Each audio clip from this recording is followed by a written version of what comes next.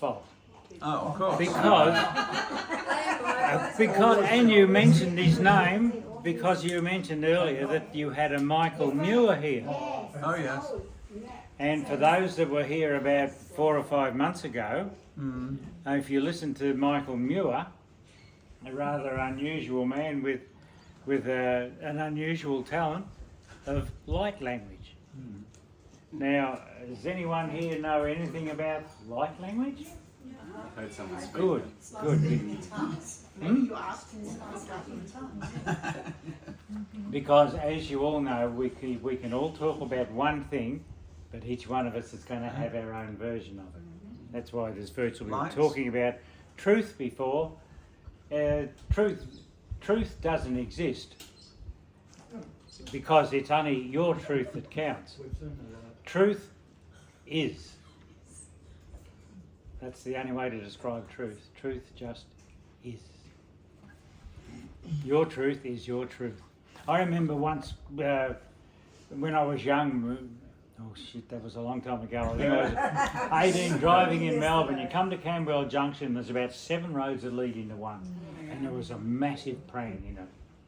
And I don't know how, I wasn't involved in it or anything, but I could see it all happening. And I got pulled up to court. I don't know how they must have got number plate. I had to go to court over this and explain to the judges, there was 3 judges, what happened to cause this horrific mess. And I gave my truth. The next person who stood next to me who saw it, she gave her truth. Everyone gave all their truths, and they're all completely different. They're all completely what? That's right. So there is no truth. It's your truth, and no others, because you can only judge something on, first of all, in this 3rd and 4th dimension we're in at the moment, you can only judge something by what you've learnt as a child. And maybe a little bit of past lives might come into it too, but that's another thing. What I wanted to do, I'll go back to the light language again, and I don't know much about it. And after listening to Michael Muir, I still don't know anything about it, but I felt it. When that guy Michael he was just sitting down here, all of us here, and he was making all these, well, to put it politely, all these stupid clicks and bangs and noises and whoops and ups and whoopies and all this. I'll show him the recording. It's okay. Right. Yeah, good one. All this gobbledygook. And most people a lot of people would treat it as such. But towards the end of it, and actually, Michael, you had him on twice. The second session you had, I actually knew what he was talking about. And I have no idea how that came about. I could not explain the thing. I just knew what he was talking about. And with all this gobbledygook. Okay, so what brings me to this now is, in my usual browsings of things, I find something interesting, or usually it jumps straight out at me. And it was how to translate, this little excerpt on how to translate light language. So I read that, and I thought, bloody hell, that's exactly what happened to me. And I've only got a little, I've printed it out. If anyone wants it, I'll just leave me if you want to take it home, take one home with you. But this might explain it to you, and it may not. But it did for me. And as I felt it too, and I understood what he was talking about without, well, it must have been telepathic, or what it was sending a vibration into my body, and the cells of my body were recognising those vibrations, and somehow it was translated into what he was talking about. So I can't explain it, but that's what I felt. So this is just, it's only a little bit, Mike. So it's not all these pages. Never said a word. Just slowly, light language translation is varied. And yet there can be connective threads for those that are able to interpret its meaning when applicable. There is no singular light language alphabet. This universal and non-linear language is most often not translated word for word. It is a deeply layered alchemical, whoever you brought up, it's an alchemical transmission of consciousness and healing information. Light language is best described as an experience. You feel it, and that's what's happened. That's what happened to me. Something stirs deep within you, and you know you didn't just hear babbling or see scribbles, so makes sense. Often it initiates spontaneous tears, a recognition. It's understood, but not consciously. It feels like home, so familiar and so compelling. Because light language is non-linear, it's not bound by time or space.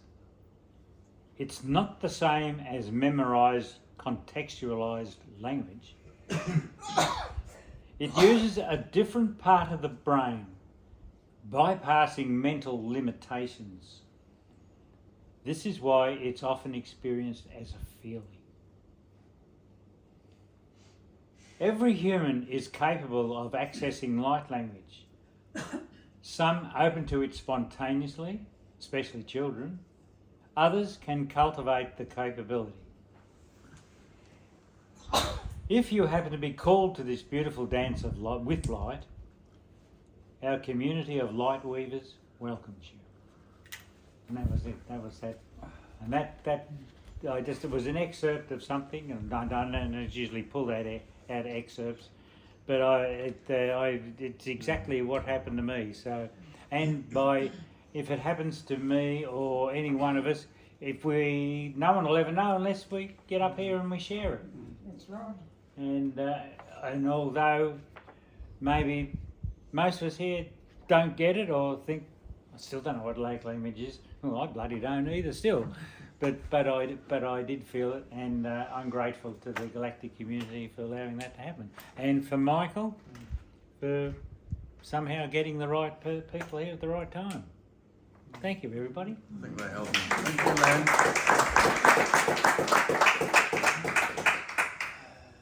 I'll leave these here if anyone wants anything later.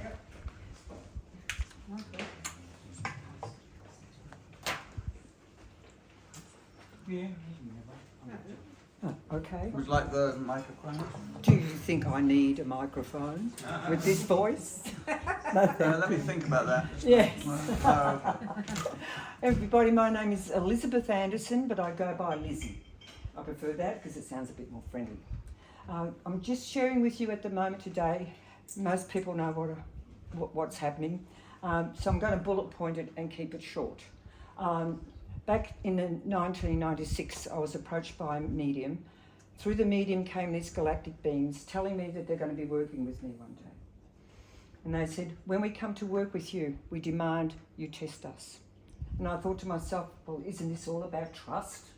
And they said, we demand this of you. You must test us. And I've always remembered that. So I let that whole thing go, and I went on with my life doing bits and bobs and all these sorts of things. Come to around 2003, I met up with a lady who does galactic healings, and I was prompted, my prompt was to go and see her. And these beings came through, and nothing much happened. I didn't feel anything, and I thought, oh, this is all right. I'm going off. I'm just bullet pointing everything. Anyway, she rings me up, and she says to me, these beings that I work with, they want you to come. They want you to come and be my witness. And I said, sure. So I went to her house early in the morning, and we had a mutual friend that came, the three of us there. This music would start off in her room, in her office. And this beautiful music that would just play. Nothing else was there. Loud and very clear. So she used her video recorder to record the sound because it had more clarity than just a little hand recorder.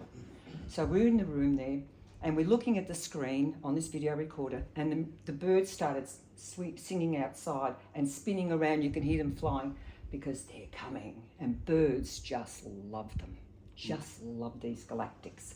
And so as the music started playing, and we didn't know where it was, she was panning the camera around her room, and everything was normal, everything was fine, till we got to a corner. And in the corner was a little lamp with a little figurine, and everything was waving. It was just waving up and down. And we knew that was the direction of the music. So it just played for a minute, and so after that, I left, and she said that she was prompted by them to play, they'll be there for so many days, and to come in and to join that music up and to make it like a little tune. And it's a very cute little tune, nothing like Close Encounters of the Third Kind, but just a nice little ditty. And so I thought that was a nice witness, very nice. I'm going to get a CD of this.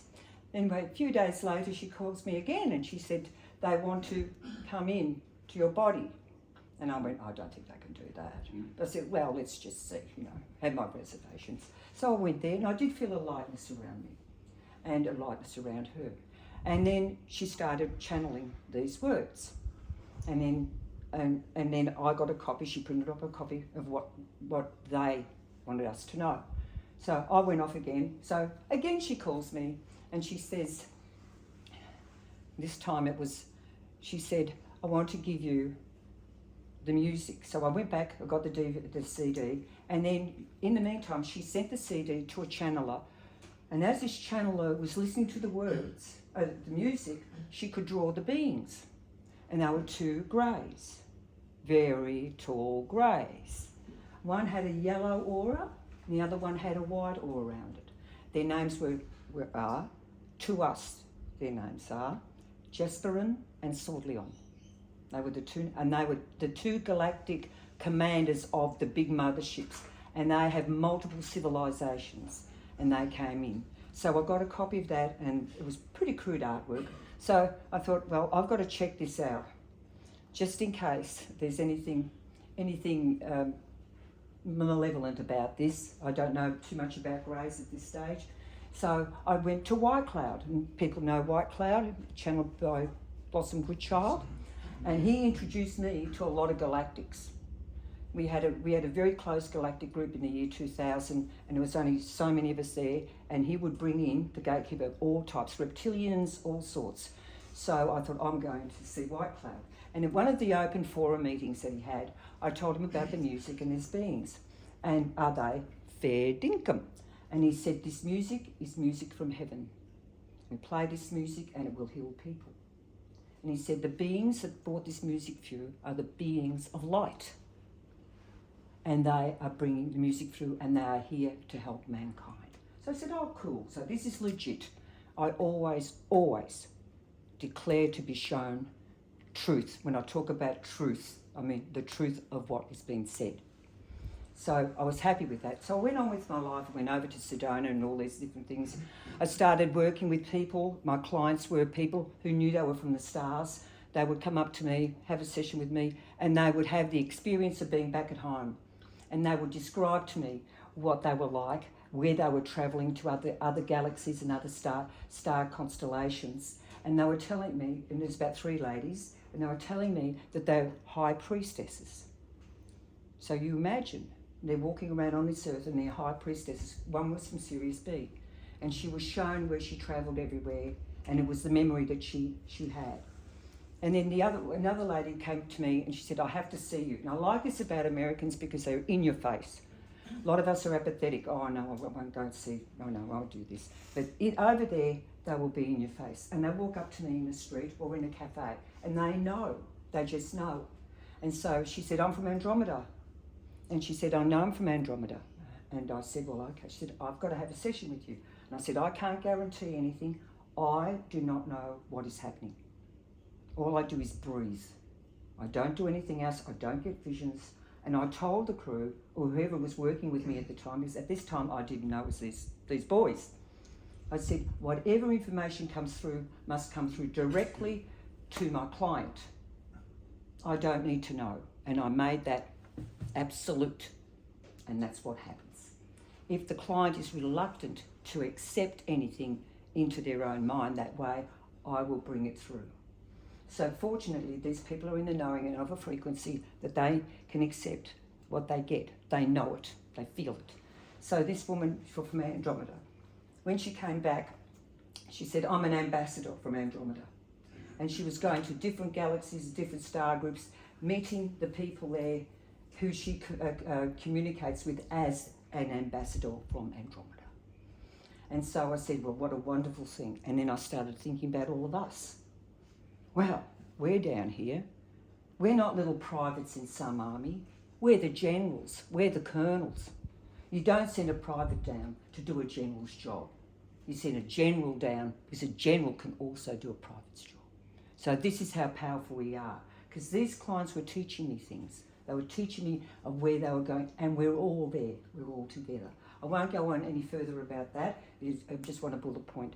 So as time went by, other people came talking to me, have a session, they tell me their experiences, and it was all really cool. So I get to a point now, I've come back from Sedona, back in 2014, I ended up in Santa Barbara, California, where I had some quite, I can say it, unexpected experiences where I'll just drop on the floor.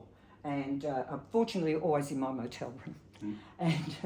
And my whole core was spinning and spinning and spinning. And like the core you were talking about, Venti, you know, the core is that energy, that soul.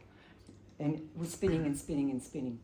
And I was getting nauseous and nauseous and nauseous. I thought, what's going on here? So the last time was the biggest fall I had. And I was so bad, I was on my hands and knees. And as I could see this, and it was like a tube, a silver tube coming out from here in front of me, and it was spinning around like a centrifuge, and it was going faster and faster. As it was going faster, I'm going faster and faster and faster. And it was spinning out all these shards, and they looked like twisted glass coming out, and I was totally exhausted, and I'd laid on the floor. I couldn't go anywhere, couldn't move, couldn't do anything. So it was a day like that. So anyway, did my business, came back to Australia. Straight away, I had to see this medium, and we all know the medium was Reverend Kathy. Now, she's a very, very good medium, and they kept telling me, you've got to go and see her. So she happened to be staying where I'm living at the moment, and I said, Kathy, I've got to have a reading with you. So she's sitting there and she's going, these aren't dead people. And I'm going, no. She said, oh, these are galactics. And I go, yes. And so they started to talk through her to me. And what they wanted to let me know, I had to hear it outside of my mind, so I got it with clarity and not the ego playing. They wanted to experiment with me. And what they wanted was my permission, because I was resisting all this stuff that was happening around me. And they said, don't resist. We have to ask your permission. Would you be part of this experiment? And it's an experiment that's never been done on our species before. So I said, sure, I've got nothing better to do as long as I can focus while I'm here. And it's important that I'm able to focus while I'm here. So they were she was giving me information via them. As she was giving the information, they gave me the download with the visuals and the whole story. And you know how you get the whole thing in one session. And so they were showing me that they want to fast track our species. And they showed me themselves. They were really tall beings. And I'm going, oh, I'm wondering if it's just foreign and sword wheel. I just wondered. That I didn't know at the time, but they were. So anyway, and we were in a laboratory, and I was standing next to them, and this is the image they gave me. I'm not saying I was teleported to a laboratory, but this was the download they gave me. So I felt like the experience of it. And they showed a petri dish with a human cell, a little cell in there, and these laser lights coming down on it. And as the laser lights were coming down, I was getting the knowledge that they were galactic's DNA coming in to this little cell. Then they showed a wall calendar with the months going by and the years, and they were flicking the months off, flicking the years away, and waiting for this little being to grow into a child and into an adult and all that. The feeling I got, it takes too long. So what they did, they shrunk me down, the adult Lizzie, down into the same size as that little cell, did the same procedures over me, and brought me back up. They said, we want to try this. We've never done this before. And I said, this is cool, okay. It didn't cause me any harm or anything. They also told me that they've got a lot of people around the planet. And so I call them pods of people around the planet, like myself, that are working on with different races, different galactic races. And they're all doing different experiments on them. And then the boys all come together, have a powwow and say which is the best way to go. So this is what I got from these guys. So anyway, they end up being Jess Byron and Saul Leon, who I was introduced to some time ago. So after a period of time, I started feeling a bit woozy. I started wanting to isolate myself. I stopped going to different groups and all that. I just felt like more being by myself. But I noticed that I was getting woozy. There were days where I'm getting woozy. There were days where I knew, don't go out of the house. I could still function, but I wasn't to drive. And I thought, right, something's going on. So after a while with all this, I said, all right, I want the truth. You show me the truth of what all this is about for our species. I said, show me the truth. Now, I won't mention the venue and the person's name because I didn't ask their permission to share their name here because I don't know where he is. So I was at this venue and this man was doing a talk and I'd seen him a couple of times before. Very well known, highly respected man. He was an alchemist and did other things, and he also had groups and classes and things like that. So very busy man.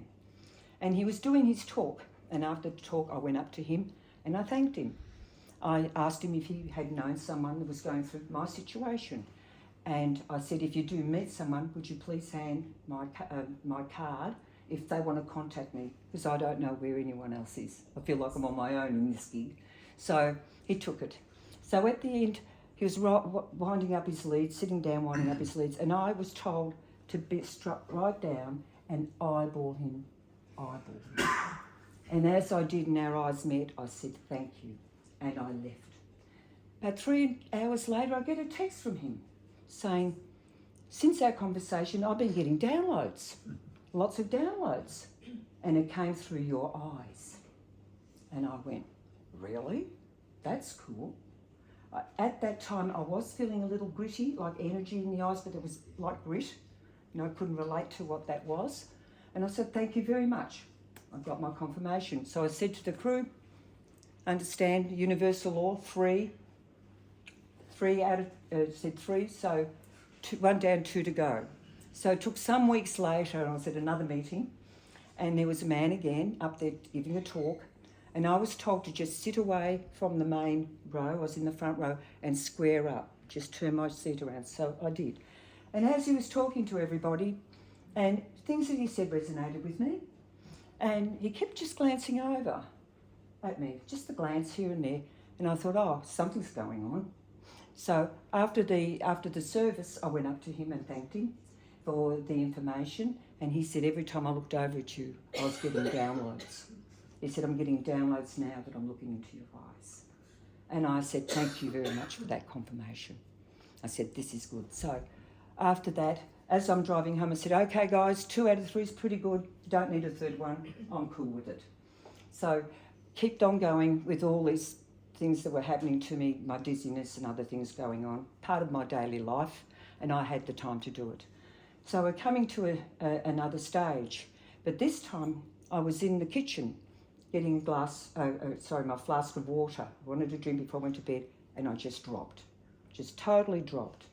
Water went everywhere.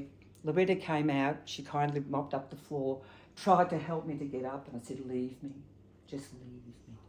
It's best to stay where you are right now. Don't try and get up. So I didn't. So eventually I was on my hands and knees and crawled to bed, crawled around, no energy. So I got into bed next morning, I was great. So that was all cool, and I thought, okay, this is another stage I'm going through. So I said, I want to know what's going on here. And I had a friend who used to come and have a Lizzie fixed every now and then from Brisbane. And I met her at White Cloud's meetings. So she's very aware of galactics and she's very aware of my situation. We became good friends. And she came up and we were having dinner, and she was sitting at the other side of the table. She said, Liz, I've got to come and sit right next to you and I've got to look into your eyes. And I went, cool, okay. So there she was, and right up here into my eyes. And she put her glasses on to make sure. So I'm just there. I could feel the pulsation, a little bit of a pulsation of energy. And so she said, okay. And then she said, your pupils are shape-shifting. And I went, what? I said, they're so tiny, how can you see it? She said, I can see them, they're shape-shifting. And she drew this image of what it was. And I thought, oh, I don't know what that was. So next day she sends me the photos of Star Trek symbols, all the different symbols of Star Trek. And I'm going, Star Trek? What's this going on about? So I just thought to myself, no, there's got to be something more than this. So I showed another friend of mine, and this friend of mine said, that is a symbol for the Space Force, US Space Force, talking about here. And I went, now that's interesting. So I Googled it, and this new Space Force that Michael Jaco was talking about was set up by Donald Trump in 2019. And this was the symbol. And so I thought, well, this is cool. So anyway, long story short, we go off on our merry way. I'm still doing my stuff. And then one day we're on the phone talking. And when we get on the phone, it's 3 to 4 hours we're on the phone. We talk about everything. Anyway, so I came out of the blue. I said, do you know when you looked into my eyes and you saw that symbol, you were activated? And I went, what am I saying? It came out. I had no thought about it. It came out. And so she accepted it because she was feeling, I think, waves going into her eyes.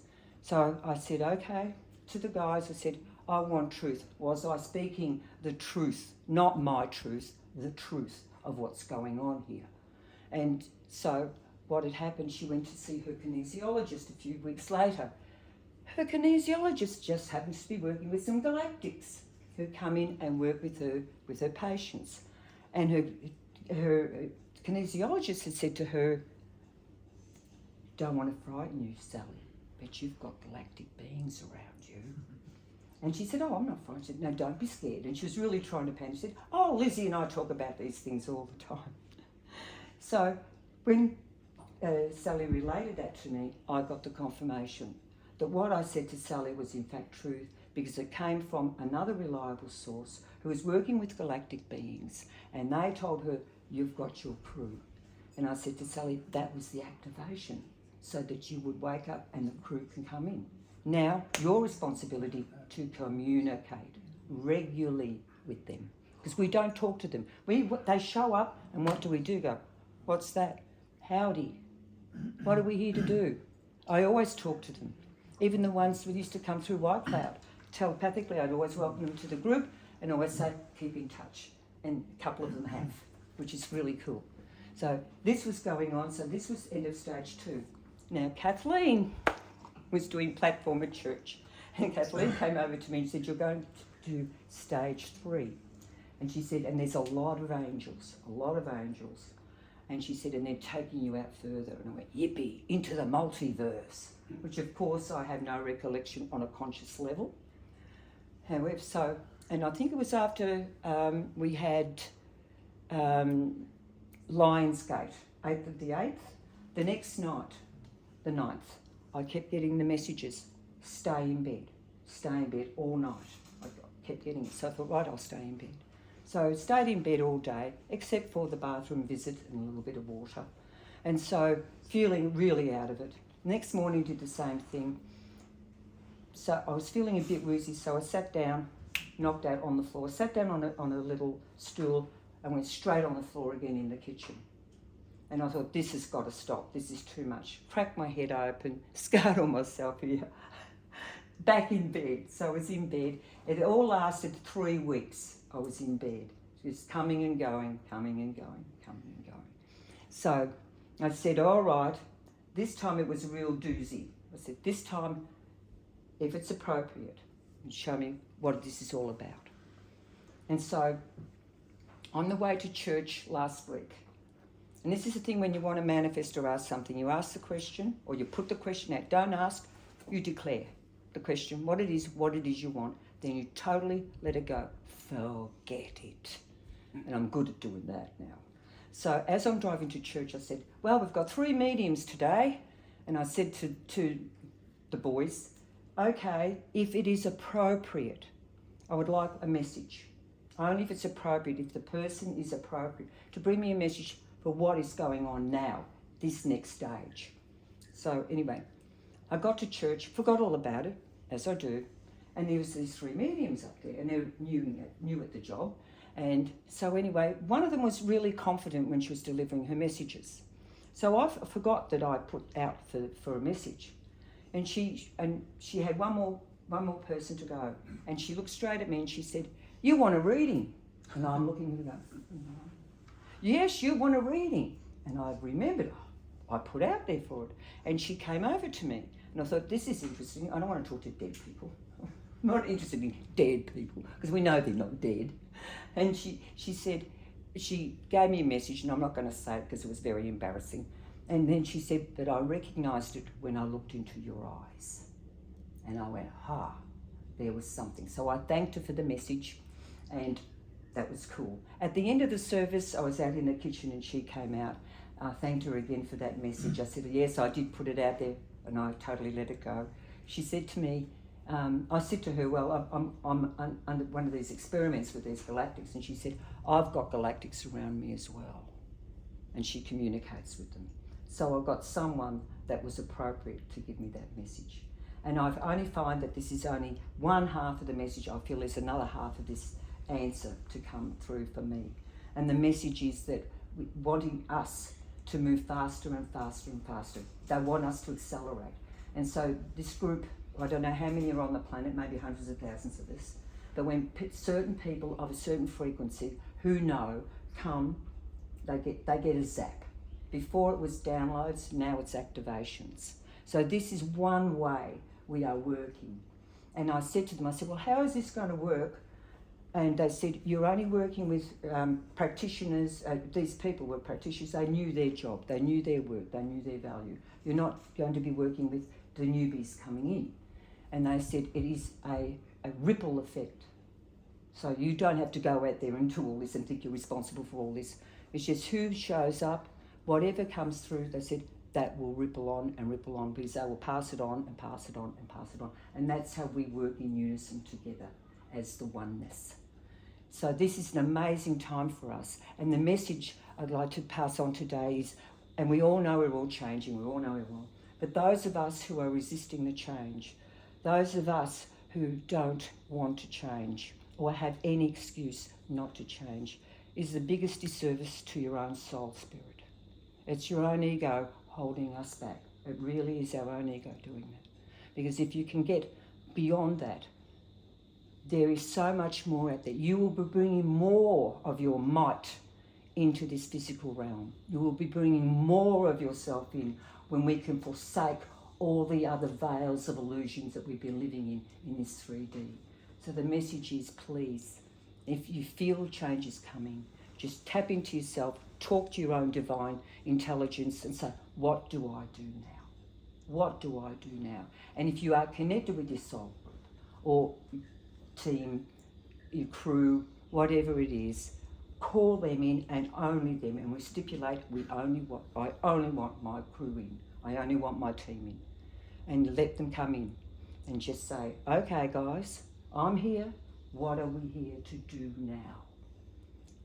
For the greatest good for all creation.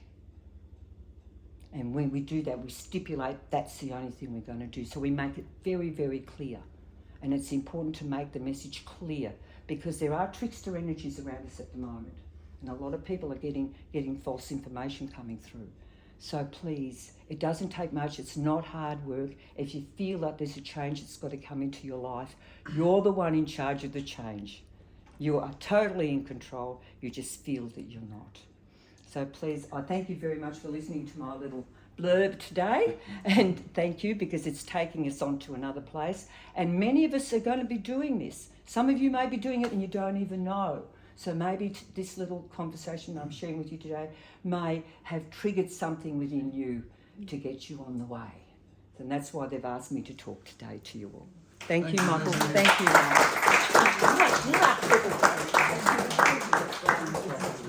I'm going to go.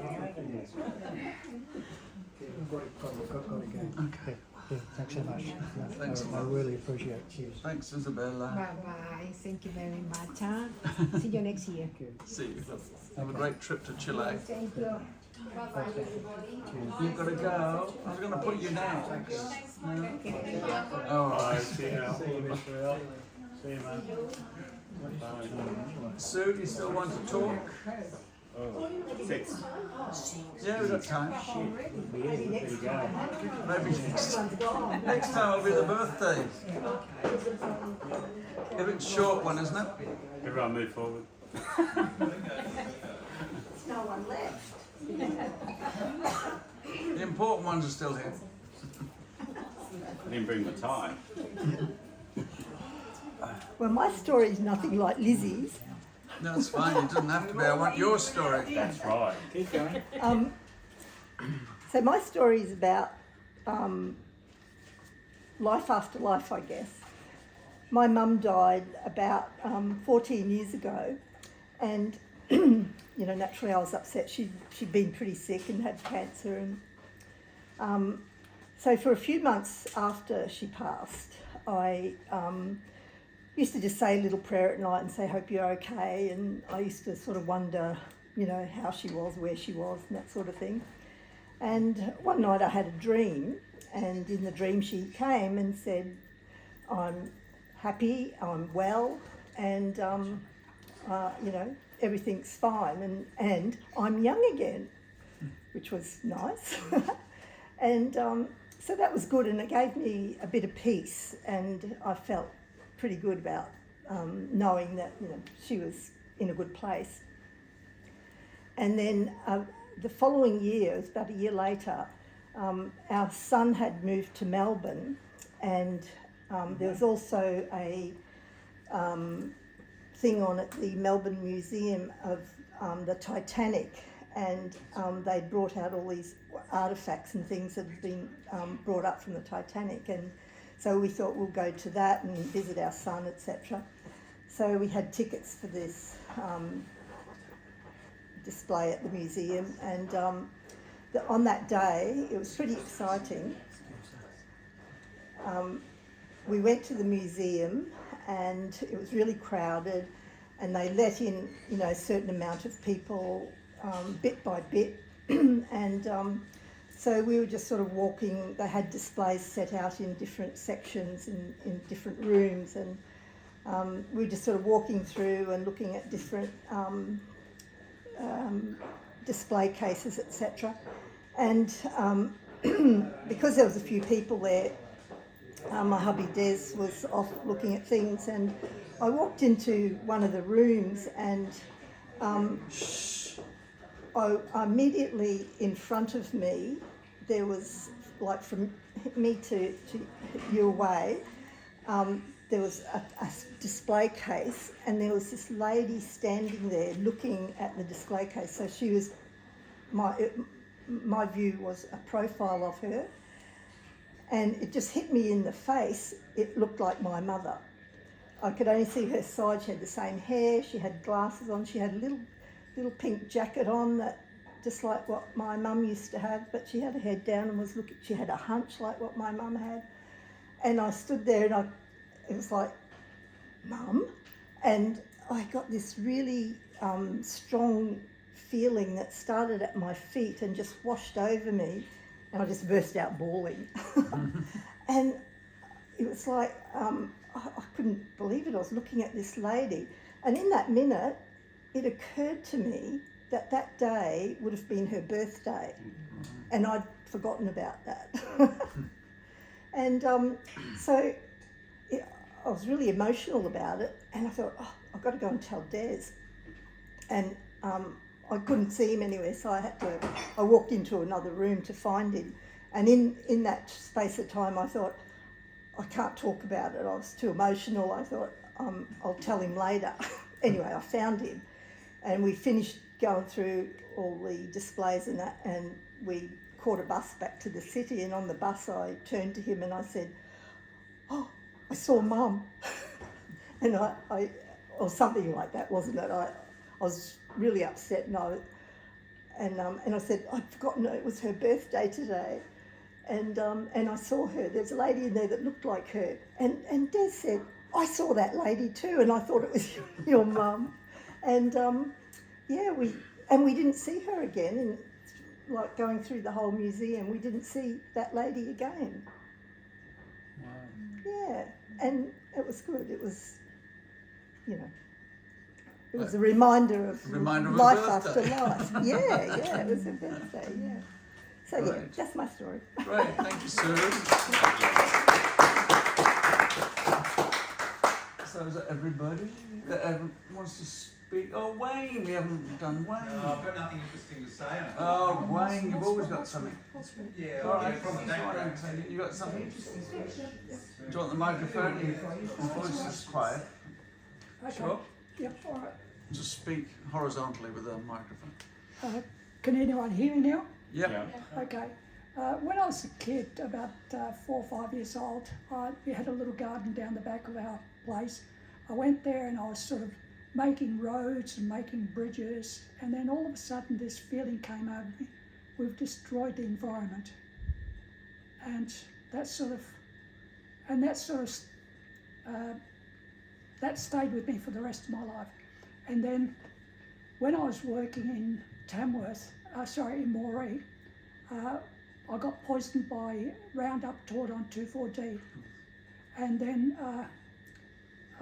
I sort of went into politics, and I was getting really upset and angry about it. And then I went to see this spiritual master. He was a Sikh master. He was a Sikh master down in Sydney at an event. And while I was there, I was sort of talking to him about it, sort of getting really upset about it. And he said, drop it, forget about it. I said, why? He said, the more important thing is to love yourself, because that love that's within yourself reverberates everywhere around you, and that is the healing process. And that stayed with me. Anyway, I just thought I'd let that say.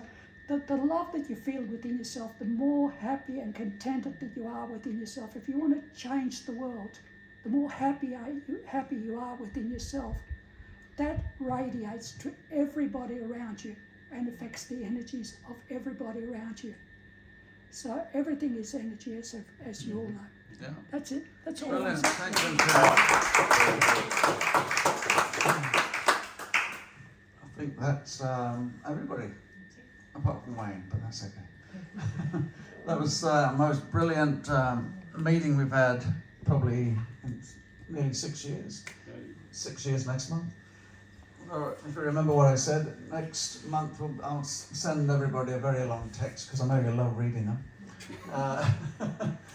And we'll start at 1 o'clock next month, because it'd be nice to have it over 3 hours instead of 2, because we can never fit it into 2 these days. What was that?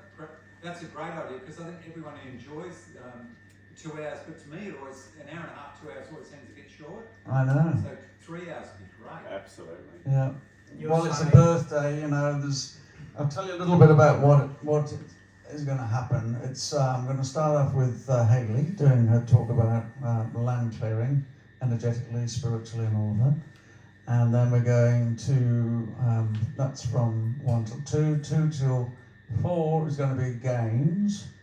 And then bring your best sort of, competitive spirit there, Andrew.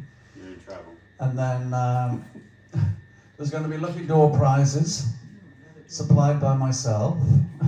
So there'll be 50 cents each. There won't be What sort of doors are you giving away?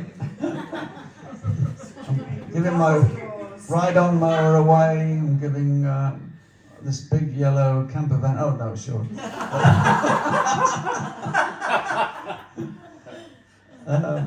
I jest as normal. But it's going to be a really fun day, and I want you to all have a good time, and there'll be great prizes. There'll be something pretty much for everybody. Everyone's a winner. Everyone's a winner, babe, and that's the truth. What was that song? Yeah. Everyone's It's a winner, That wasn't babe. hot chocolate, was it? Hot chocolate, There you go. showing my age now. So yeah, there's going to be fun all afternoon, and the more that can come and help me do it all, will be great. Thank you. So Do you- Michael, you're saying next month. Yes, We're into October now. So we are. So that is 5th of November. November, okay. Yeah. It used to be bonfire night, but they don't have it down south anymore. Cracker night. Cracker night. There's a cracker down. Excuse me, Michael, Guy was that the Fawkes. last meeting for the year? Yes, that's the last meeting for the year, so you better turn up or else, you know, because I'll have a break for 2 months. Next one is 2nd of February, I think it works out. All right, any questions? No? I hope we can all make it. I'll send out a reminder, well, a few reminders, you know what I'm like. So in a couple of weeks I'll send out a more detailed view of it. And yeah, see you all then. All right, Thank you.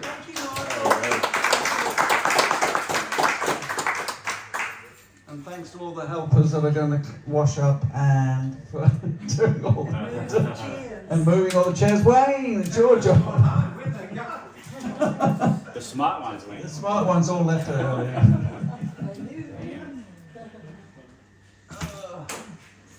These chairs are a lot lighter, they just fold away. Oh, thank you. It's an interesting journey.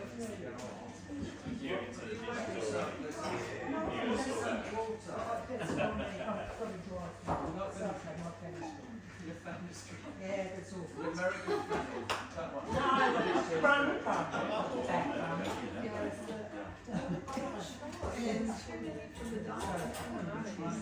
I know, I know. Someone was just I think these go around the table.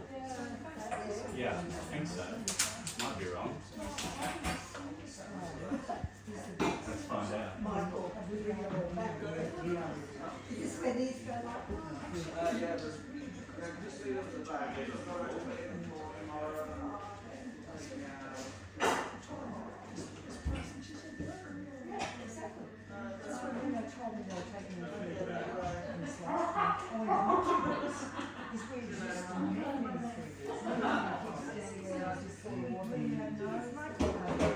Yeah, it does be lucky. Yeah, just don't worry too much about the chair.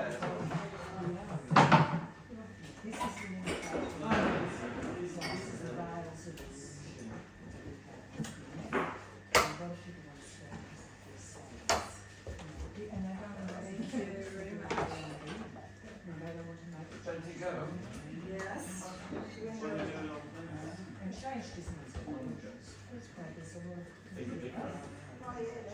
How confused will it come? They're different. Oh, thinking there for now. Where do these ones go? Different. Yeah. Michael, are you putting 2 or 3 underneath the lighthouse? 2 or 3 of those chairs under the lighthouse. Yeah, so where do you want the other ones? There's a bedroom and these ones? Can't have Andrew in my bedroom. Better leave him here. Well, not at the same time by the sounds of that. Your bedroom? Or I here? just leave on that my computer. Oh, I like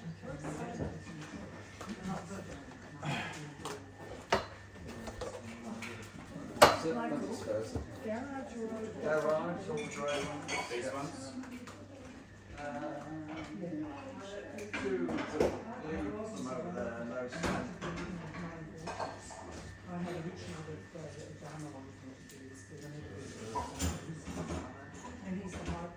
That was a good story. Yeah, it's nice. It's nice when you get to it's a bit emotional. But I'll contact you soon anyway. Yeah, yeah. Show them list of things. Yeah. All right, so see you again soon. And Catch it's up never soon. expected when that happens. best wishes to Yeah. And it's what said to you, isn't it? Or whether they're actually there just to be there for After that experience, there was nothing after that. But I felt Yeah, and I find stuff in the picture. I'm not like a sociopath or anything like that, but I find death like comforting in a way because because I share life with them. I don't miss them. As in, they're still here. I've buried my 4-year-old friend, Scottish fellow, old Joe, right out. So what's the next? It feels as though they haven't really met. Yeah. Ever since she does it, we're hunting. And the only thing that we realise is that as soon as we're born, we're going to die. And so that's a rite of passage. So we should actually embrace everything in between. Exactly. Can I ask you, you mentioned you were in the military? Yeah.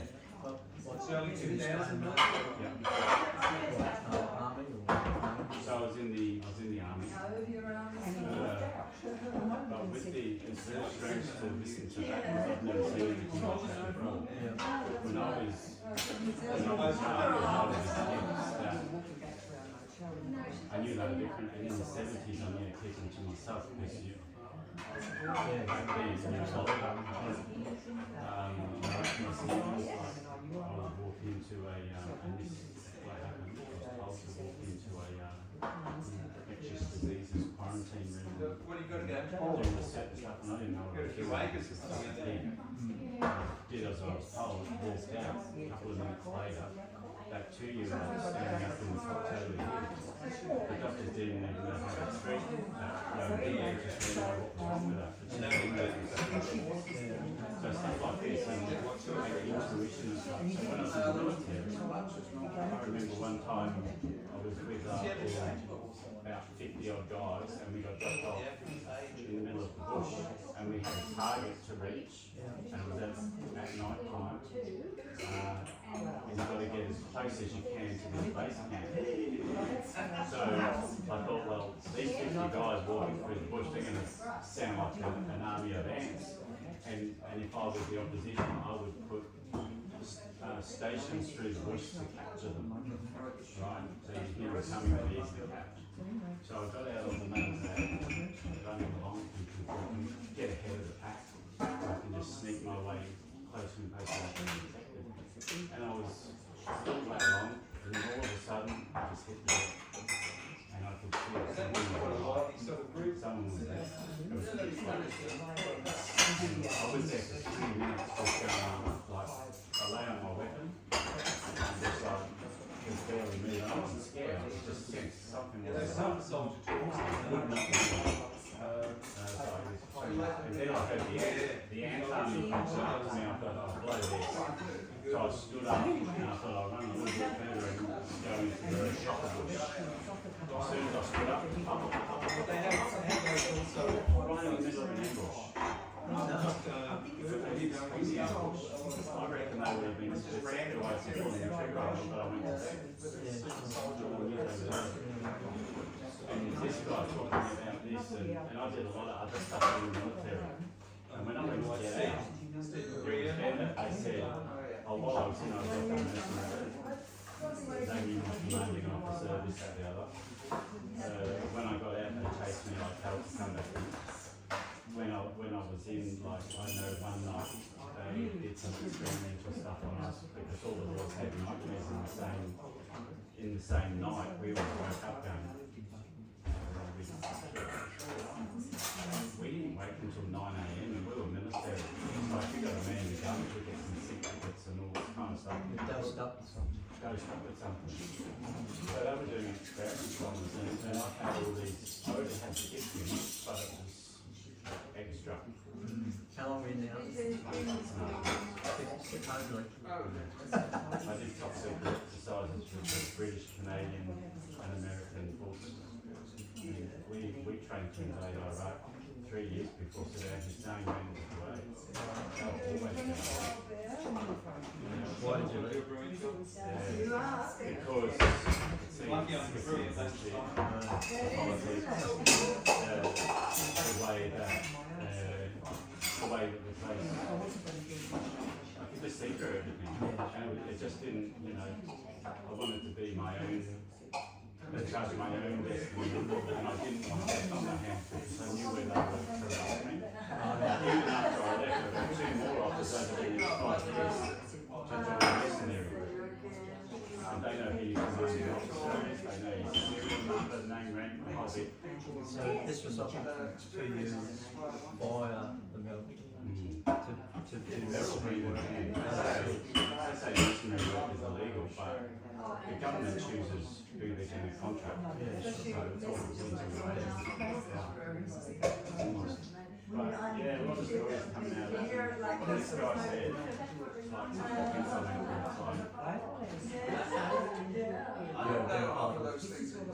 like, way too close. The only thing with that was it would have been good then to give some examples. No, I had a couple of problems. Not problems, but like how we talked about. He's totally right that if you amass the love energy, that's the most powerful energy, and if you do anything, the contradiction is so we're using it for war. Yeah, that's right. Yeah, and another contradiction was he's had his head blown off or apart 2 or 3 times and they're putting together. So the inference is that's an avatar. The soul goes into, say, a vacuum, and he's watching them repair, so they totally repair the body, put him back in and he's died 3 times. That's what he was saying. So how is the love energy being used for the space force? That's full prediction. Full on contradiction. Yeah, I picked up on that. Yeah. And this is just one other thing that I picked up on was that he seemed to slip into parroting and repetitive speech. Different phrases he used a lot.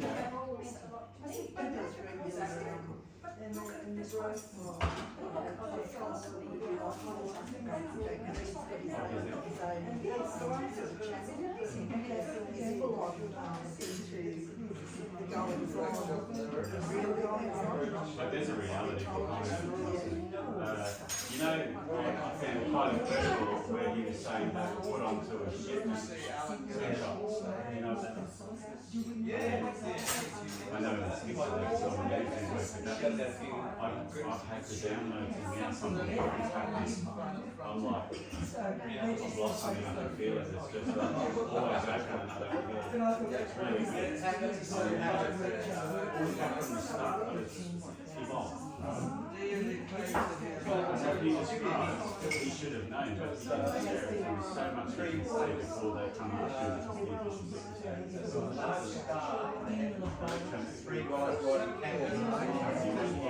But they have it on the ships now, they have it on the, it's no top secret anymore. They have it on the brand new aircraft carriers. They use the electromagnetic energy unit to thrust them off. I've seen that on YouTube. The Chinese, you know how advanced they are? Very much. The Chinese police, I'm not sure if it's the military police, but handheld rail guns. Right. So when we have pistols, stop, I'll show you, boom, and you've got the gas propelled cut, say split wire, and all the rest of it. These guys, electromagnetic passes through you there. The American military are so advanced with that technology, electromagnetic physics and all the rest of it. They can fire a steel rod, military grade. That's a jet, and they can change, they understand energy so much they can change that steel rod's trajectory while it's in flight now. You think that, you have to see one of the